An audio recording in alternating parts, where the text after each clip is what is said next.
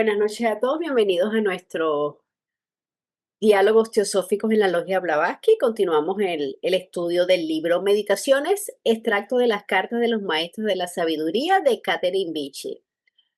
Agosto corresponde a la virtud de intuición, que es una facultad espiritual y no se ve como un simple presentimiento o una corazonada. Y nuestro conferencista de hoy es nuestro querido Enrique Sánchez, presidente de la Logia. Así que bueno, todos bienvenidos y disfrutemos y aprendemos con la plática. Gracias. Adelante, querido Enrique. Muchas gracias, Caro. Como siempre, les doy una fraternal bienvenida a todos, deseando que la información, el conocimiento que se comparte aquí sea de utilidad en la vida de todos y cada uno de nosotros. Este corresponde al día 9 del mes de agosto y dice así: el maestro le dice al señor Sinet: desgraciadamente, a pesar de vuestro intelecto puramente humano, vuestras intuiciones espirituales son débiles y confusas al no haber sido desarrolladas nunca. Entonces, seguidamente viene este otro texto que dice: no tienes la fe requerida para permitir que se eleve tu voluntad, desafiando y despreciando a tu intelecto puramente mundano, para que te dé un mejor entendimiento de las cosas ocultas y de las leyes desconocidas. Aquí podemos ver cómo se requiere de una fuerte voluntad que le permita desafiar todos los retos que le pueda presentar su propio intelecto. El intelecto como un poder que está presente en el pensador, desde luego, que es el hombre, la mente del hombre, es decir, el ser que razona, pero en este caso se refiere al intelecto que está conectado al cuaternario inferior, es decir, a las cosas materialistas, las cosas del egoísmo y demás que tienden a la separatividad. Entonces, ese es el intelecto que es puramente mundano, que es totalmente mundano, porque se relaciona con las cosas de este mundo físico y que está lleno de, de, pues de todas las emociones, de sentimientos separatistas, egoístas y demás, ¿no? Que eso es lo que hemos venido comentando, ¿no? Entonces, se requiere de una voluntad muy fuerte para poder desafiar y vencer precisamente a esa mente inferior que está tratando de arrastrar a la mente superior hacia abajo, hacia la materia, ¿sí? Desde luego que si logra vencer a través del poder de su voluntad estas intenciones de la mente inferior, entonces efectivamente tendrá un mejor entendimiento de las cosas ocultas, porque ya está libre de egoísmo y está libre de sentimientos que tienen que ver con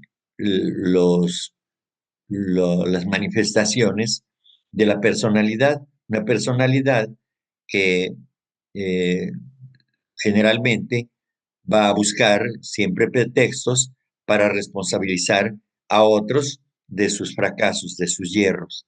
Es entonces precisamente por eso que la mente superior, impulsada o fortalecida por un poder de la voluntad de manera importante, tendrá que vencer a la mente inferior, al intelecto de la mente inferior, para que pueda entender mejor todo lo que se relaciona con las cosas ocultas. Ese entendimiento viene, desde luego, deriva de que esa mente superior ya está libre de esas ataduras, de esas cadenas que representan todo lo que contiene la personalidad, ¿no? Sobre todo el sentimiento de separatividad, que es la manifestación del egoísmo en este caso. Y por supuesto que cuando se está en este estado de conciencia, las cosas ocultas y sus leyes, pues para un hombre son desconocidas. Y qué bueno que sean desconocidas, porque siendo tan egoísta y si conociera estas leyes, entonces las utilizaría para hacer daño, sin lugar a dudas. No solamente a los demás, sino a sí mismo se haría mucho daño. Se convertiría, por lo tanto, en un mago negro. Entonces, por eso se, eh, los maestros de sabiduría a los discípulos, pues los van preparando de tal manera que logren desarrollar la mente, es decir, liberarla de toda la cosa material, porque de otra manera, entonces, el maestro estaría, cosa que no ocurre, pero estaría incurriendo en un gravísimo error, porque estaría poniendo en manos de alguien totalmente impreparado algo que le va a hacer daño, es como darle una bomba y que le puede estallar en cualquier momento, ¿no? Para que se destruya, se autodestruya. Entonces, por eso precisamente es que le dice, desgraciadamente, a pesar de vuestro intelecto puramente humano, vuestras intuiciones espirituales son débiles y confusas al no haber sido desarrolladas nunca. Entonces, se requiere precisamente de ese desarrollo, como lo hemos venido viendo en la vida de Jesús. Es necesario desarrollar la intuición, alcanzar ese estado de pureza, de ese estado de conciencia pura, donde ya no cabe ningún sentimiento de separatividad, es decir, de egoísmo. Este es un comentario que también tiene relación con la exposición anterior.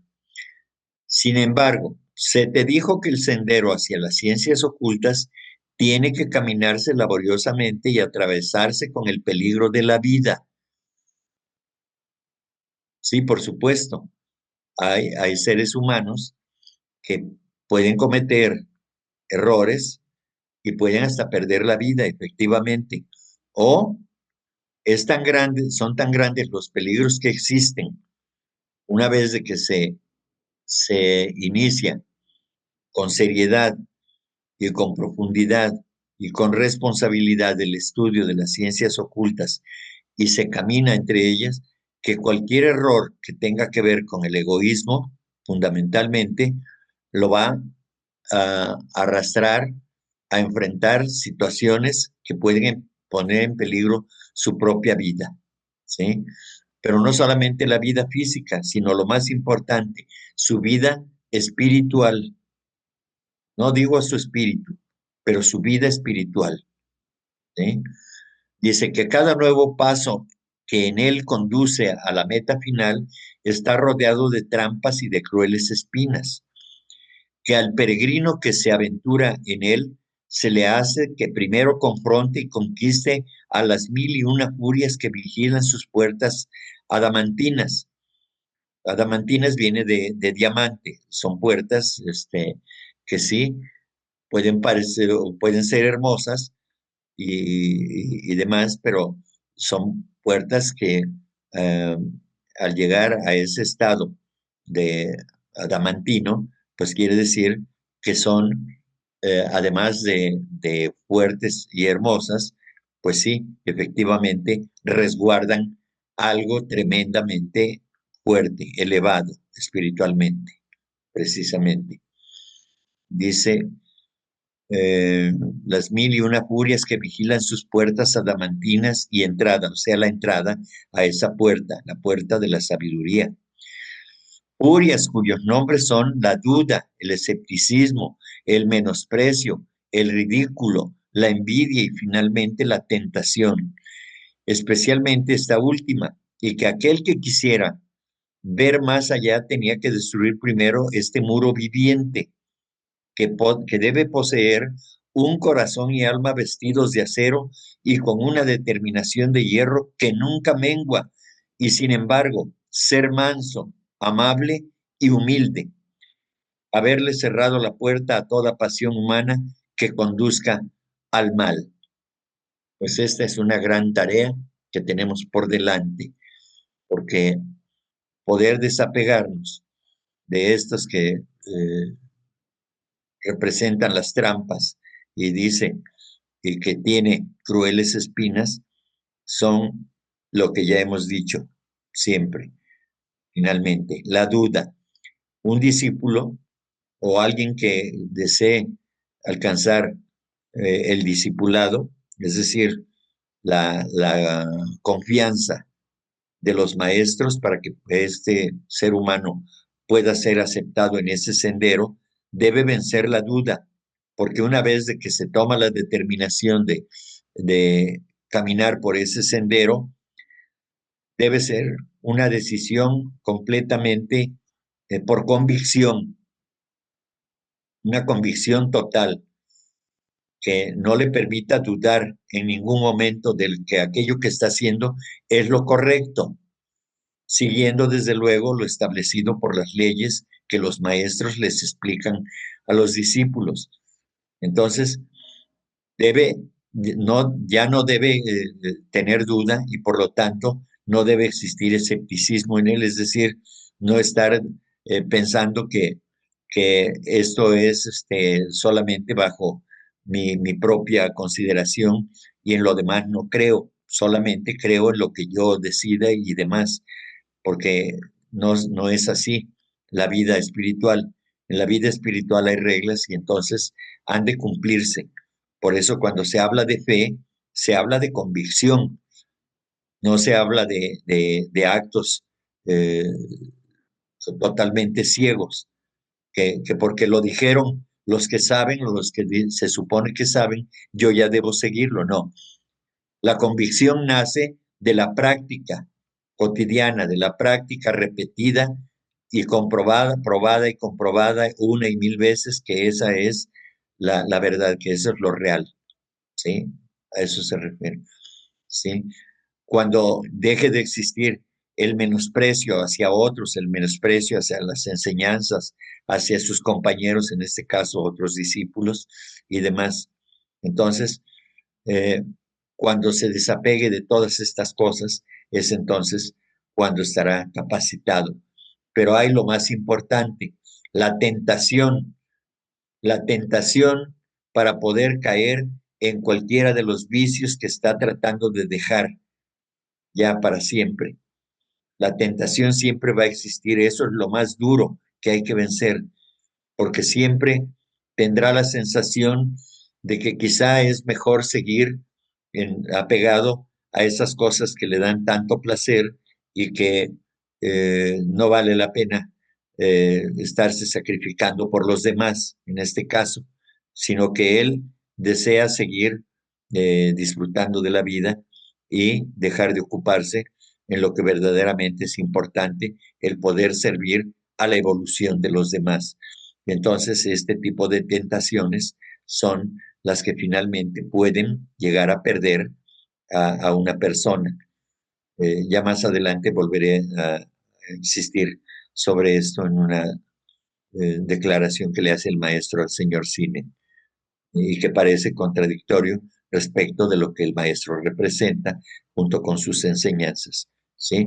Entonces, de lo que se trata es de proteger a este discípulo o a este aspirante al discipulado a que no vaya a caer en el camino a través de las pasiones, en el camino que conduzca al mal, ¿sí? Porque es muy difícil que un ser humano pueda llegar hasta a tocar la puerta del conocimiento secreto y entonces los maestros, si descuidan ese aspecto, pues entonces, si no le dan protección, entonces se puede perder, porque hasta ahí las fuerzas del mal están actuando, por supuesto, van a estar presentes ahí las dos fuerzas. Entonces la pregunta es, ¿eres todo esto? ¿Has comenzado alguna vez un curso de entrenamiento que te conduzca a esto? No, tú lo sabes igual que yo. no naciste para esto. Y siendo un hombre de familia, con esposa e hijo que mantener, con trabajo que hacer, tampoco estás en una posición idónea de ninguna manera para la vida de una zeta, ni siquiera de un Mohini. Mohini fue personaje, recuerdan un libro que escribió con la señora Laura Holloway, el libro de El hombre, fragmentos de una historia olvidada. Y fue corregido en algunos párrafos por los maestros, y así existe esa obra del señor Mohini y de la señora Holloway. Incluso dice por dos chelas. Total que ellos nunca alcanzaron el discipulado, fracasaron igual que el señor Sinet y los 70 y tantos que se enlistaron para hacer la prueba. Bien, dice, entonces, ¿por qué tendrías que quejarte de que no se te den poderes, de que incluso la prueba de nuestros propios poderes comiencen a abandonarte, etcétera? Es cierto que varias veces has ofrecido dejar la carne y la bebida, y que yo me he rehusado a que lo hagas, ya que no puedes llegar a ser un chela regular. ¿Por qué tendrías que hacerlo? Pensé que habías comprendido todo esto hace largo tiempo, que te habías resignado y que estabas satisfecho a esperar pacientemente futuros acontecimientos y por mi libertad personal. Esto último es muy importante. Entonces, eh, esta es una carta que le envía con sus explicaciones, como lo vemos aquí, al señor Sinet. El señor Sinet estaba disgustado porque él deseaba que se le dieran, y era una petición que le estaba haciendo al maestro, se puede entender así, porque quería tener desarrollo de poderes, quería que el maestro le ayudara a desarrollar ciertos poderes. Pero entonces la respuesta del maestro es, bien, es cierto que varias veces has ofrecido dejar la carne y la bebida, ¿ok? Porque en este sentido, a un ser humano que es carnívoro y que se pone ebrio de tanto en tanto, pues no se le van a dar poderes porque los va a emplear mal, por supuesto, ¿no? Entonces dice, y que yo me he rehusado a que lo hagas, es decir, a que deje la carne y que deje la bebida. El maestro se rehúsa y se lo ha dicho al señor Sinet que no debe hacerlo, ¿sí? Y la razón es porque aunque dejara la bebida y la carne, de todas maneras en esta encarnación en la que estaban el señor Sinet, no podía llegar a ser un chela regular por las condiciones mentales que tenía y toda la problemática emocional que traía encima. Entonces, el maestro ya sabía que el señor Sinet no estaba preparado para poder alcanzar, digamos, ser un discípulo ya del maestro, para prepararlo para recibir la primera iniciación. Entonces, por eso le dice, pensé que habías comprendido todo esto hace largo tiempo, que te habías resignado y que estabas satisfecho a esperar pacientemente futuros acontecimientos. Y luego dice, esto es muy importante, y por mi libertad personal. Yo interpreto esto de la libertad personal como que el maestro no puede estarse ocupando, no puede estar atado a una persona que no va a rendir los frutos que de él pudieran esperarse si estuviera en otras circunstancias. Es decir, que ya estuviera preparado para poder acceder a ser un discípulo. Entonces, el maestro no puede estar perdiendo el tiempo ni puede estar atado a una persona que no va a ir más allá porque el maestro lo sabe y que sabe que su energía y su tiempo del maestro es muy importante porque a la vez que está haciendo la tarea de dar indicaciones al señor Sinet con respecto a toda la enseñanza teosófica y también al funcionamiento de la sociedad teosófica y la difusión del conocimiento, pues entonces, en lugar de eso, iba a tener que estar batallando con la personalidad del señor Sinet y entonces él no iba a tener esa libertad personal que se requiere para un ser tan elevado que tiene cosas mucho más importantes que estar vigilando a un borracho, como era el señor Sinet en este caso. Suena feo, suena como si fuera peyorativo, ¿no? Pero no, pues lo diré de otra manera más suave, una persona que estaba apegada a beber alcohol, seguramente, pues sí, se ponía en estado de ebriedad. Entonces, por eso es precisamente que para mí que considero que es muy importante que el maestro exprese esto y también lo hace por su libertad personal, dice. No puede estar atado a una persona que tiene esas condiciones. Dice, las buenas decisiones son imágenes mentales de las buenas obras. Las imaginaciones, el soñar despierto, son susurros del Buddhi al manas.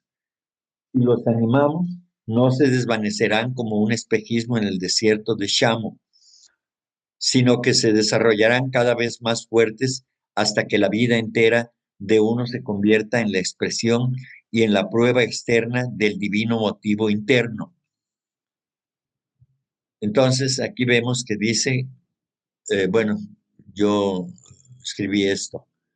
Vemos que este es un momento crucial en la vida del hombre en general y sobre todo del aspirante al sendero de santidad, que debe aferrarse a lo real o a lo verdadero, sin dudarlo ni un solo momento y así hacer realidad la unidad y no la separatividad a través de sus actos, porque finalmente son los actos de un hombre lo que determina su condición de elevación de conciencia. No hay otra forma de probarlo más que a través de los actos. La vida es acción en este plano. La vida es movimiento. La vida eh, son, son hechos. No son palabras ni son ideas. Son acciones que se tienen que realizar. Y si el maestro ve que las acciones no corresponden al discurso, pues entonces no está preparado el discípulo, si está equivocado, si está haciendo cosas contrarias a lo que predica, pues entonces no está preparado y el maestro no va a perder el tiempo en estar haciendo que este ser humano se vaya purificando nada más por las palabras del maestro o por los dichos del propio aspirante, ¿sí? Entonces, es necesario que a través de las acciones no se desvanezcan esta, eh, cada una de las aspiraciones. Se trata de que todo lo que el hombre sueñe despierto, digamos que sueñe en su estado de conciencia este, de su vida cotidiana, pueda llevarlo a cabo. ¿Por qué? Porque ya está teniendo el despertar del Buddhi, ¿sí? Y entonces ya le está llegando los mensajes y la mente superior debe corresponder, debe responder con acciones en este plano. De lo contrario, pues no podrá ser. Entonces, como ya dijimos anteriormente, a través del poder de la voluntad es de que ese ser humano podrá alcanzar ese nuevo estado. Pero por lo pronto solamente son susurros, son algunos llamados sutiles, quizá casi imperceptibles, pero empieza a sentirlos ya el aspirante al discipulado, empieza a sentir que hay algo más allá y que vale la pena intentarlo. Pero se requiere del poder de la voluntad porque el maestro, por muchos y muy buenos discursos que diga, pues no, si el discípulo no quiere avanzar, pues no va a hacer caso. O si la conciencia del propio aspirante no responde a los llamados de su ser interno, pues entonces no va a avanzar y por lo tanto no merece la oportunidad. Continuando con el mismo tema. Aquí observamos que hay un resultado acorde con los deseos elevados de todo aquel que ha desarrollado el discernimiento a tal grado que hay concordancia entre las buenas obras y la capacidad de decidir correctamente para obtener el mejor resultado con economía de tiempo y energía. Esto es indicativo del desarrollo de la mente superior que se está liberando de los apegos terrestres y empieza a tener conciencia del plano búdico o intuicional. Pues es lo que ya expliqué anteriormente y así es efectivamente. Entonces, eh, puede que a alguno de nosotros, estudiantes de teosofía, nos lleguen esos mensajes, esas como intenciones de querer cambiar algunas cosas de nuestra vida y que las vamos cambiando. Y ese es precisamente el llamado de la intuición, ¿sí? A la mente superior, que si obedece, si corresponde, entonces va por buen camino. No importa que no seamos discípulos, pero si podemos mejorar en algo, entonces estamos respondiendo precisamente a esa intuición, a esa capacidad interna de entender las cosas y poder llevarlas a cabo, las cosas superiores eh, en este plano terrestre. Dice, del día 11 de agosto. Nuestros medios no son vuestros medios. Raramente mostramos ningún signo externo por medio del cual seamos reconocidos o percibidos. Entonces, la explicación es, los medios de que disponen los adeptos para conocer las condiciones externas e internas de los neófitos son los poderes que han desarrollado y que poseen para ayudarlos a adquirir y desarrollar sus propios poderes. El maestro KH dice, es un error común de la gente creer que a propósito nos envolvamos a nosotros mismos y a nuestros poderes en el misterio, que deseemos guardar por nuestro conocimiento para nosotros mismos y que por nuestra propia voluntad nos rehusemos comunicarlos caprichosa y deliberadamente. Entonces, eh, aquí lo que podemos observar es que los maestros, por prevención, para favorecer la vida del discípulo, actúan con sigilo. Y esto quiere decir que no todo lo que saben los maestros o lo que el discípulo desea saber se lo van a proporcionar solamente porque el discípulo lo desea, o el aspirante, en este caso, al discipulado. Sencillamente porque eh, los poderes tienen que irse desarrollando poco a poco y los poderes que poseen los maestros no los van a andar malbaratando en las plazas públicas haciendo demostraciones de sus poderes, porque eso es gasto de energía. ¿Y para qué?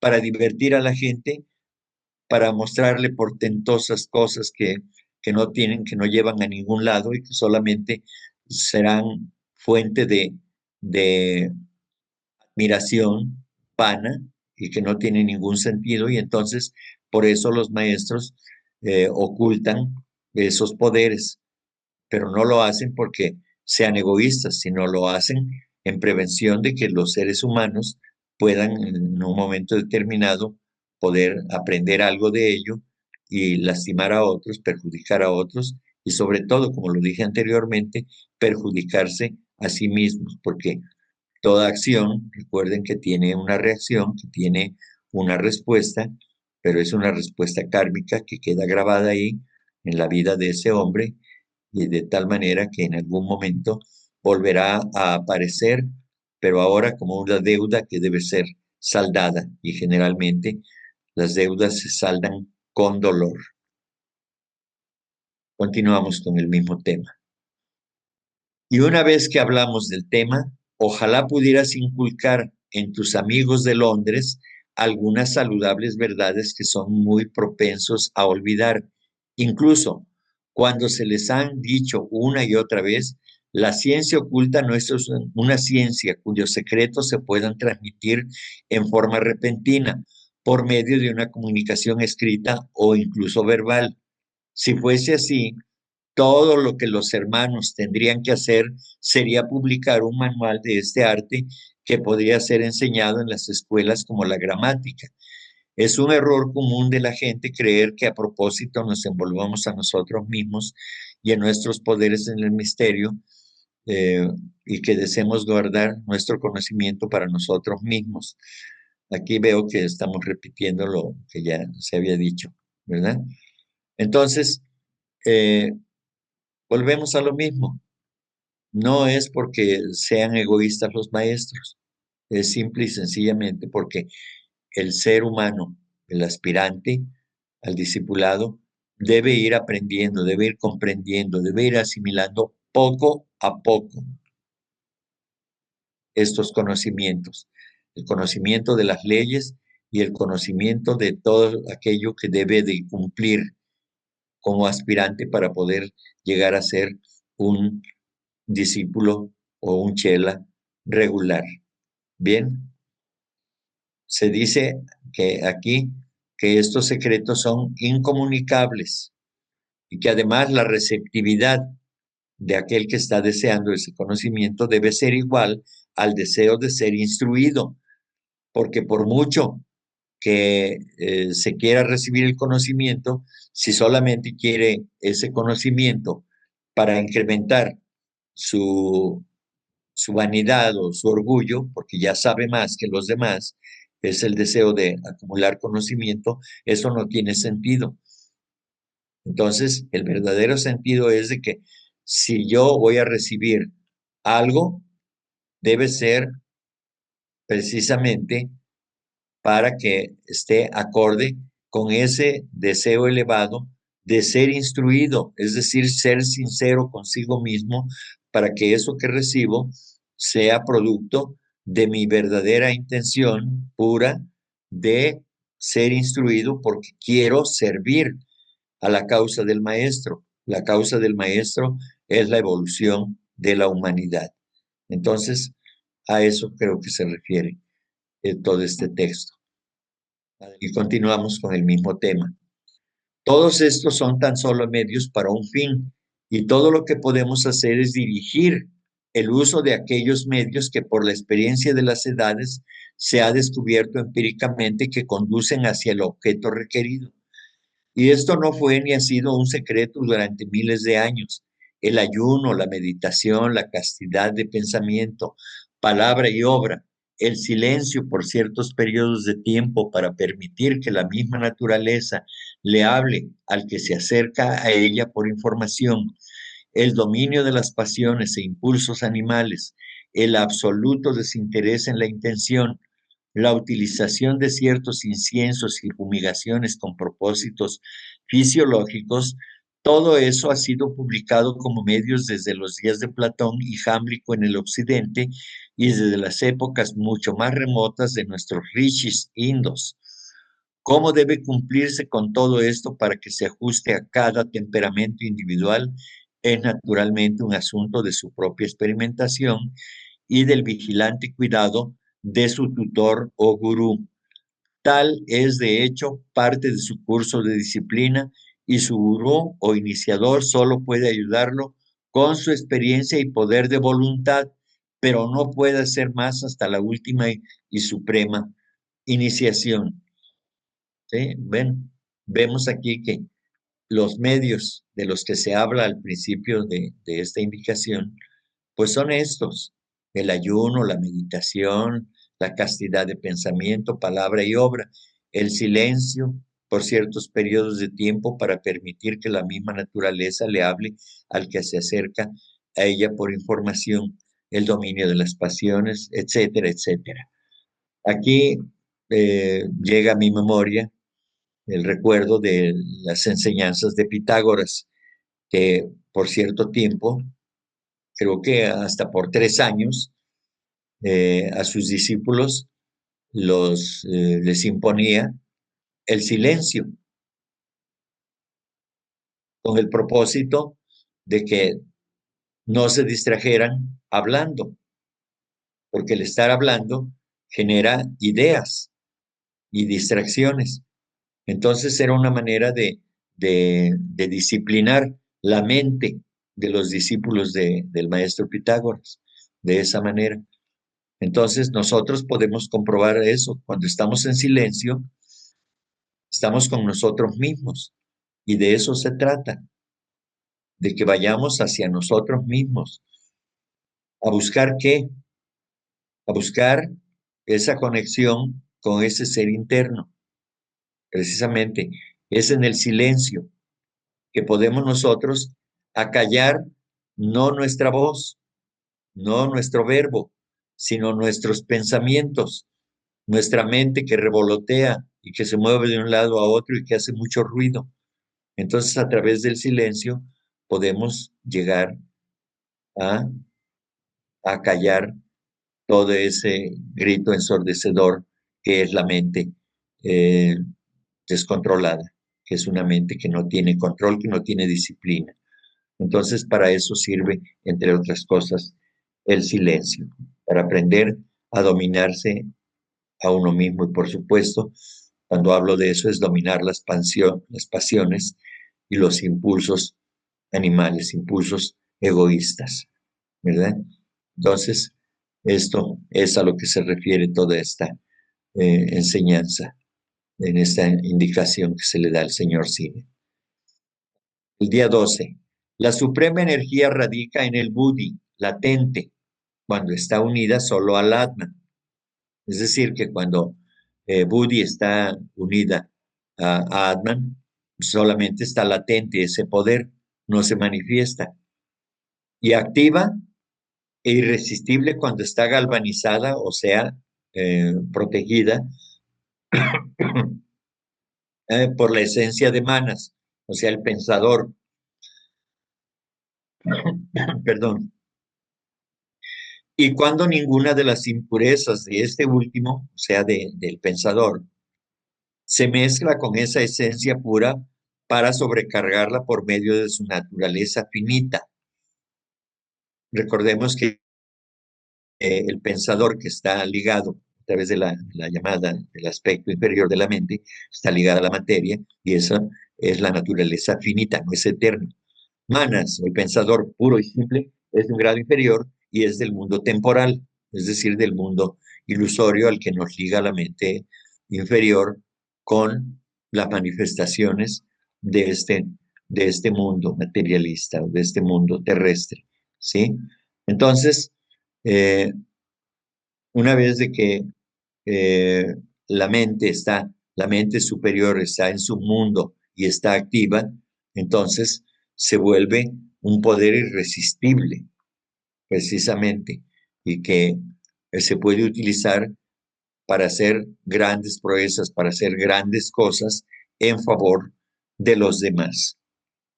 Bien, entonces dice, Buddhi es la mente o alma universal, es también el alma espiritual del hombre. Buddhi es la facultad que está por encima de la mente razonadora y es la razón pura que ejerce la discernidora facultad de intuición, de discernimiento espiritual. Es el poder pensante por sí mismo, independiente de las impresiones venidas del exterior, que las da la mente, por supuesto. La facultad de juzgar y resolver es la potencia que transforma en conceptos claros y perfectos las impresiones procedentes de los sentidos por intermedio del manas y ahankara. Ahankara es el concepto del yo, la conciencia de sí mismo o yo soy yo, precisamente. Entonces, eh, esta, esta capacidad de juzgar eh, y resolver precisamente es esa potencia que transforma en conceptos claros y perfectos, es decir, la adquisición o el alcanzar, alcanzar el aspecto búdico del ser. Eso es lo que da precisamente sentido al uso correcto, ya una vez desarrollado la mente superior, precisamente. Entonces, es cuando esa autoconciencia, ahankara propiamente es algo que es un aspecto del ser que indica egoísmo. Precisamente por eso escribí yo con minúscula, porque cuando se trata del yo superior, se escribe con mayúscula, el yo, ¿sí? Y entonces es la identificación de la personalidad, es decir, yo soy yo, me reconozco con eso, hasta ahí tengo yo ese estado de conciencia, ¿sí? Pero cuando se elimina esto, entonces ya no se dice yo soy yo, sino yo soy todo, yo soy la unidad. Esa es la gran diferencia. Si tenéis alguna intuición, encontraréis la causa y el efecto y tal vez os daréis cuenta de dónde está el fallo. Entonces la explicación es, o la interpretación, hemos de recordar que tener intuición significa tener la facultad de comprender las cosas instantáneamente sin necesidad de razonamiento. Aquí el maestro está indicando que para resolver efectivamente cualquier situación que se presente, es necesario haber desarrollado la intuición para saber qué es eso que ha originado el resultado que se observa. Y de este modo, uno se hace consciente de dónde radica el problema y se elimina fácilmente. Pues sí, explicado así, está fácil. Pero cuando nos toca resolverlo, pues ya las cosas se complican. ¿Por qué? Pues porque no tenemos desarrollado el poder de la intuición. Tenemos algún atismo, tenemos algún pequeño rayo, ya. La, yo me refiero a la humanidad en general, ¿sí? Pero que toda la humanidad ya tenga desarrollado ese sentido, pues todavía falta mucho. ¿Por qué? Pues porque todavía somos muy egoístas y estamos atrapados ahí. Además, somos muy pasionales. Todavía nos llama mucho el poder de la materia y sus placeres, y entonces es fácil es fácil que nosotros nos quedemos anclados en este plano. Entonces, toda, toda señal de que nuestra intuición, nuestra alma espiritual nos está hablando, tratemos de atenderla, tratemos por lo menos de dudar acerca de lo que estamos haciendo y que nos manifestamos de tal o cual manera y que sea a través de la vanidad o del egoísmo o del orgullo. Entonces, si hay una llamada cuando sentimos remordimiento por alguna cosa egoísta que hicimos o por alguna prepotencia que se manifestó, pero si hay remordimiento, entonces esa es la llamada de la intuición, de la parte intuicional que nos está diciendo, endereza el camino, vuelve tus pasos para que puedas reconstruir eso que has hecho mal y que ahora tienes la oportunidad de enderezar los pasos. Eso es lo que yo puedo comentar al respecto. La que sigue, por favor, dice del día 14, escoge según tu mejor comprensión. Este es del maestro M. En el caso de esta indicación del maestro, podemos recurrir al siguiente precepto contenido en el libro A los pies del maestro, porque dice, escoge según tu mejor comprensión. Y en A los pies del maestro dice, no debería ser difícil la elección entre lo recto y lo erróneo, puesto que aquellos que quieren seguir al maestro han decidido practicar el bien a toda costa. Esta idea no se refiere tan solo a las cuestiones de conducta, sino también al hecho de que siempre hay una forma correcta y otra incorrecta de llevar a cabo cualquier cosa que haya que hacer. Quien no sea estricto en seguir esta regla no desea realmente en su interior tener éxito. Para lograrlo, se deben purificar los vehículos mental, emocional y físico. Es decir, cómo vamos a elegir nuestros pensamientos, qué debemos pensar, qué emociones debemos elegir en lugar de otras. O, por otro lado, y relacionado con el aspecto mental y emocional, cómo vamos a reaccionar a través del cuerpo físico. ¿Vamos a obedecer o nos vamos a contener? Entonces, todo esto es el resultado de un trabajo minucioso, esforzado, constante y que tienda a eliminar todos estos problemas que conllevan el estar relacionado con este mundo material, con este mundo terrestre tan lleno de tantos obstáculos y que caemos, caemos en muchos errores constantemente y que diario, ya cuando vamos tomando conciencia de que algo anda mal, entonces decimos, bien, pues creo que me equivoqué o me equivoqué definitivamente, voy a poner más atención, voy a poner más cuidado para que no me vuelva a ocurrir. Y así, a través del ensayo y el error, a través del dolor y del placer, es como vamos tratando de comprender qué es lo que está bien y qué es lo que no está bien. Y finalmente, a través del dolor, pues es que ya empezamos a elegir correctamente, rectamente. Elegimos lo correcto en lugar de lo erróneo. Bien, pero esto no es sencillo, desde luego. Es un gran trabajo que se tiene que hacer porque hay que desarrollar la atención, hay que estar atentos constantemente, todos los días, cada minuto, cada hora. Pero eso no quiere decir que solamente estemos pensando en poner atención. Por un tiempo así puede ocurrir, pero ya eso se vuelve un buen hábito y entonces la mente está despierta y está atenta siempre, ¿sí? Entonces, para ello requerimos precisamente elegir, escoger, según, dice el maestro, tu mejor comprensión. Es decir, una vez que ya se comprendió debidamente, entonces poder avanzar hacia lo que queremos hacer precisamente. El día 15 dice, el grado de celo y diligencia con el que se busca el significado oculto por parte del estudiante es, generalmente, la prueba de hasta dónde está capacitado para la posesión de tan escondido tesoro.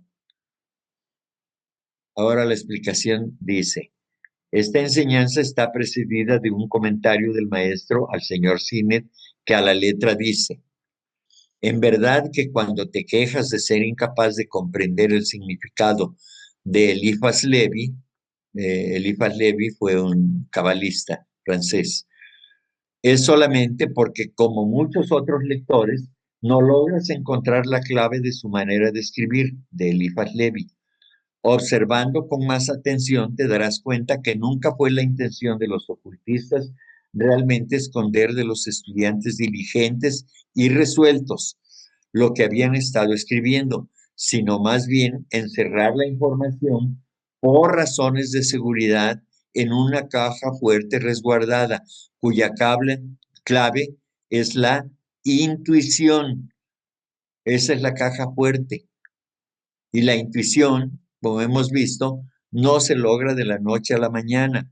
Se tiene que utilizar el discernimiento para saber elegir qué es lo correcto y qué es lo erróneo y actuar en consecuencia. De otra manera no se podrá alcanzar ese estado de la intuición. Es necesario que primero se aprenda a discernir.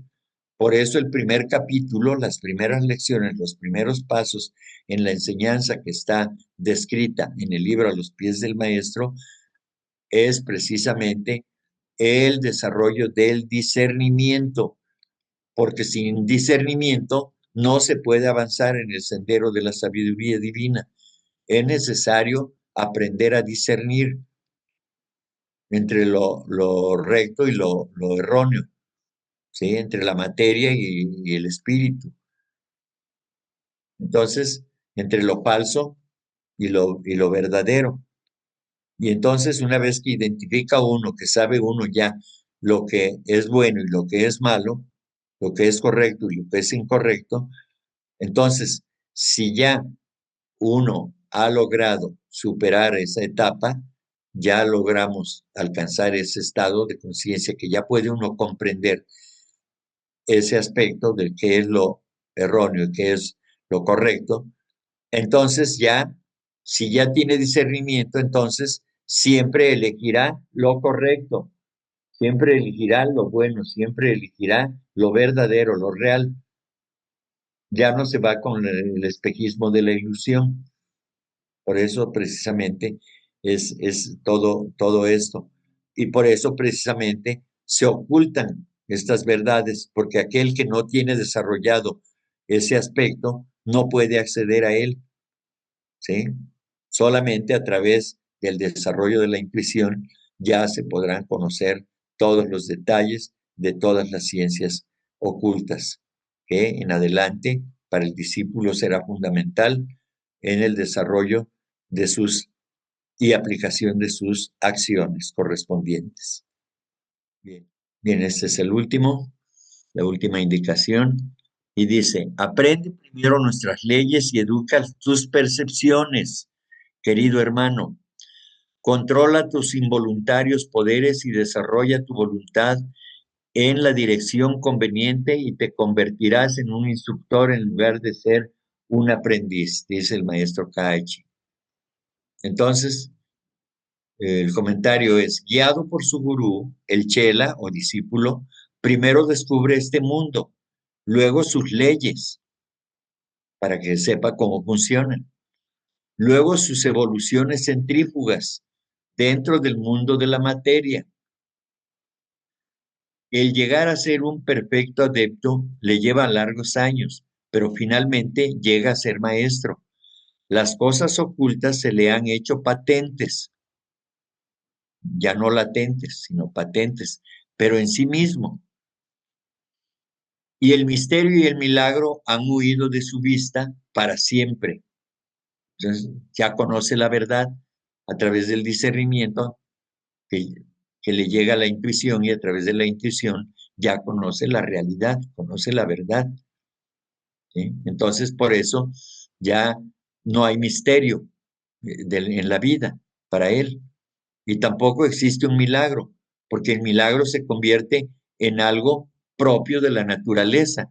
No es algo anormal, no es algo portentoso, es algo natural que se da porque se da bajo las reglas que están establecidas en los mundos ocultos o en el mundo oculto. ¿Sí? Él ve cómo guiar la fuerza en esta o aquella dirección, es decir, ya tiene el poder de decidir hacia dónde va a dirigir esa energía, esa fuerza, para producir efectos deseables, o sea, lo que desea, y que generalmente en este caso, o de manera definitiva, pues es desear cosas, los efectos de cosas buenas, desde luego. Las propiedades químicas, eléctricas u ódicas secretas de plantas, hierbas, raíces, minerales, tejido animal, son tan familiares para él como las plumas de tu pájaro lo son para ti. Es decir, ya no hay secreto, ya todo es evidente para él porque ya logró alcanzar ese estado de conciencia. Ya puede ver el alma de las cosas, tanto de las ideas como de las cosas materiales que están a su vista. Puede ver el espíritu, el alma de todas de los minerales, de las hierbas y de todo lo que existe en la naturaleza. Ningún cambio en las vibraciones etéricas podrá escapársele. Él aplica su conocimiento y contempla un milagro. Y aquel que comenzó con el repudio de la idea misma de que el milagro es posible, es inmediatamente clasificado como un taumaturgo, es decir, como un ser humano que puede hacer cosas portentosas, y venerado por los necios como un semidios. Lo repudiado por aún más grandes necios como un charlatán, y para mostrarte qué ciencia tan exacta es el ocultismo, permíteme decirte que los medios de los que nos valemos, pero que cada uno de nosotros tiene para qué comenzar por el principio, perdón, creo que me salté algo. Dice, y para mostrarte qué ciencia tan exacta es el ocultismo, permíteme decirte que los medios de los que nos valemos están todos trazados para nosotros hasta el más mínimo detalle, en un código tan antiguo como la humanidad. Pero cada uno de nosotros tiene que comenzar por el principio, no por el final. Nuestras leyes son tan inmutables como las de la naturaleza y fueron conocidas por el hombre y la eternidad antes de que este ensoberbecido gallo silvestre, es decir, la ciencia moderna, hubiese salido de su cascarón.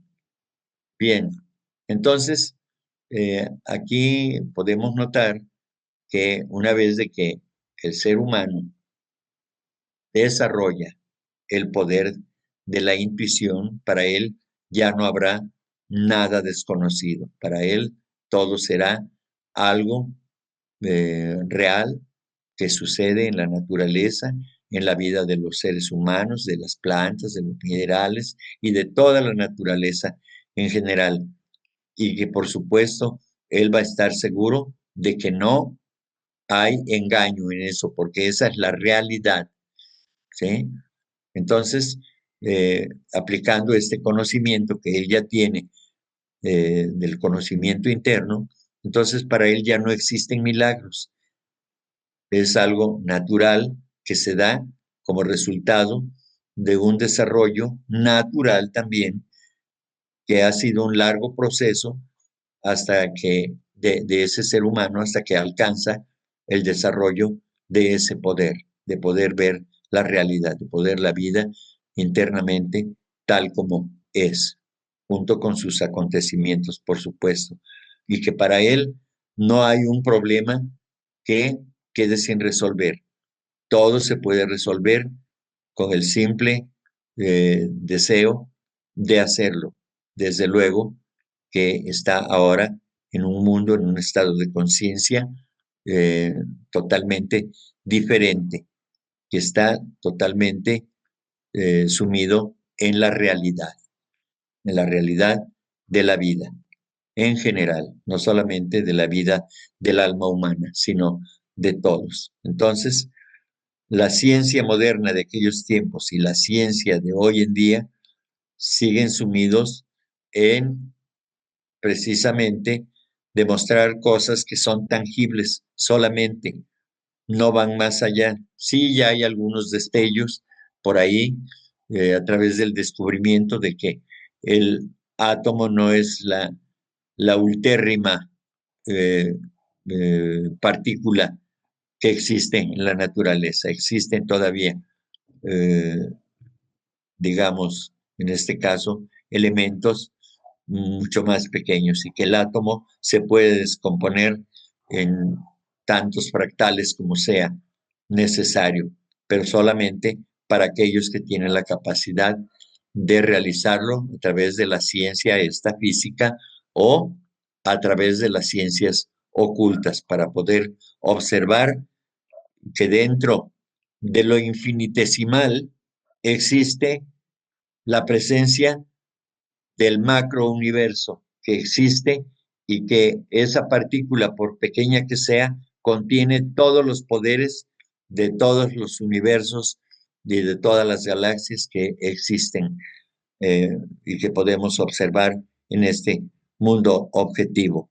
Pero que más allá de este mundo objetivo existe ese mundo oculto y que está en nuestros corazones, en nuestro corazón de cada uno de nosotros, y que es la energía del amor, la energía de la sabiduría divina y la presencia del Dios eh, que está inmanente, que está presente y activo en todos y cada uno de nosotros y de todo lo que existe. Solamente hay que despertarlo, hay que hacerlo consciente y es entonces que se manifestará la divinidad con plenitud en los seres humanos que puedan lograr este estado de conciencia del que hemos hablado, que es el poder de la intuición, es decir, establecernos con todos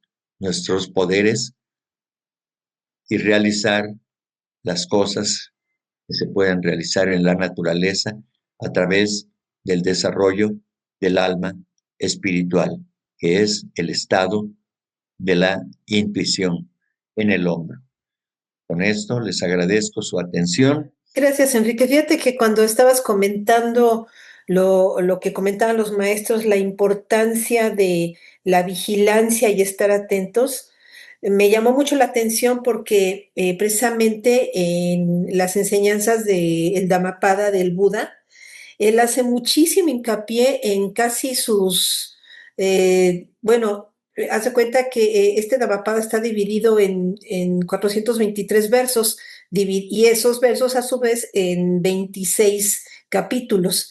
Entonces, de menos en 13 de sus capítulos, que hay varios versos, se refiere precisamente a estar atento. Dice que la atención y la vigilancia pues es lo que más ayuda al discípulo para que él, trabaje dentro de sí mismo con su intuición. Y me llamó mucho la atención lo que comentabas porque precisamente en uno de los versos el señor Buda dice que aquel que es feliz cuando logra vencer a sus malos pensamientos, que medita sobre la impermanencia de todo lo que es el cuerpo y lo material, que siempre se haya atento y vigilante, bueno, pues que de esa manera él va a lograr poner fin a sus deseos, él se va a liberar de los lazos de Mara y pues que toda vigilancia sobre nosotros mismos es inaplazable. Y como este versito del Dhammapada, bueno, hay muchísimos, muchísimos, y bueno, pues no me extraña en lo absoluto que los maestros lo conozcan también y lo recomienden tanto como tú ahorita nos los hiciste saber. Y nada más era eso, pues comentarte que extraordinario esto que comentas, porque bueno, definitivamente esa enseñanza, pues además de que es de los maestros, pues esa siempre ha sido, siempre ha estado y ha sido transmitida desde pues milenios, ¿no? Y bueno, hasta el infinito, ¿no? Desde allá hacia acá, ¿no? Entonces, bueno, esas verdades extraordinarias, bueno, no, ni siquiera eran del Buda, eran de todavía de más allá, realidades que siempre han estado y sido y que sobre todo nosotros tenemos que tratar de esforzarnos en intuirlas, en trabajar con ellas para ir desarrollándolas tal y cual como nos explicaste en este capítulo. Muchas gracias. A ti, Rosy, gracias por tu importante comentario. Gracias. Buenas noches, a mí me gustaría comentar algo también. Adelante, Angie. Em, pues está relacionado también con el comentario que hace mi hermana Rosy en el sentido de vigilar y poner atención. Yo hice un curso de meditación vipassana el año pasado y es una meditación en donde durante 10 días se hace un voto de silencio, se hace un retiro y todos los días empieza la meditación a las 4:30 de la mañana y termina a las 10 de la noche. Hay algunos recesos, pero prácticamente todo el día se está meditando. Y algo que a mí me quedó muy grabado durante estos 10 días de silencio y de meditación constante es que permanentemente las instrucciones, solo se trabaja con la respiración y con el cuerpo. No hay visualizaciones, no hay mantras, no hay indicaciones, no hay música, no hay velas, no hay incienso, no hay nada. Solamente eres tú con tu atención plena y consciente sobre tus pensamientos, es decir, vigilante sobre la mente. Y todo el tiempo las indicaciones que están dando es ser vigilante con la mente, observar la mente, observar los pensamientos. Y cuando termina y concluye el curso, algo que nos recomiendan, bueno, es seguir meditando durante 2 horas, una en la mañana y una en la noche. Puede parecer excesivo y pues no siempre se logra. Honestamente, yo no siempre lo hago durante esos tiempos, em, pero entiendo el sentido porque lo que más recomiendan es el trabajo que se hizo hoy, tiene que volverse a hacer mañana. Y lo que se ganó hoy se ofrece para que las almas, para que todos los seres sean felices, para que todos los seres vivan con armonía, para que todos los seres sean liberados del sufrimiento. Y seguir vigilantes, día tras día, día tras día, no pensando en que hoy avancé y eso ya está ganado. Se puede perder en cualquier momento. Y la recomendación también es que el pensamiento y la mente tienen que estar vigilados y no permitir que vayan por su rumbo, como un elefante que va a la guerra y no está preparado. Podemos perder esta batalla. Y lo comparo también con la enseñanza del Bhagavad Gita, que también a veces me reúno con los Krishnas y ellos hablan acerca de la mente como un caballo desbocado, que si no se está vigilante permanentemente, nos puede arrastrar también. Entonces era el comentario para unar un poco al que comentaba también mi hermana Rosy y lo que comentabas también. Y muchas gracias por la enseñanza, me gustó mucho. Gracias. Gracias, Angie. Muy amable por tu comentario. Esto les agradezco, como siempre, su generosidad por estar presentes, por participar y por su paciencia, desde luego. Y gracias por enriquecernos con todo lo que vale su presencia en todos los sentidos. Muchas gracias.